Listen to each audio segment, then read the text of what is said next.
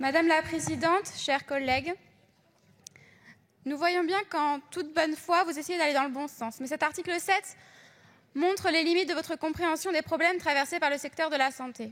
En effet, par des moyens détournés, vous vous attaquez aux conséquences des politiques d'austérité, de mise en concurrence et de rentabilité des hôpitaux publics accélérées depuis l'acte 1 de Macron.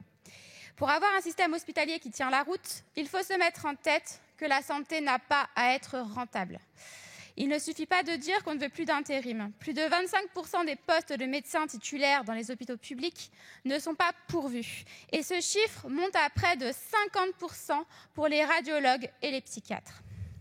Dans mon département, à Jossigny, entre fuite vers le privé, arrêt prolongé et limogeage pour des raisons douteuses, les personnels de l'hôpital se retrouvent en sous-effectif.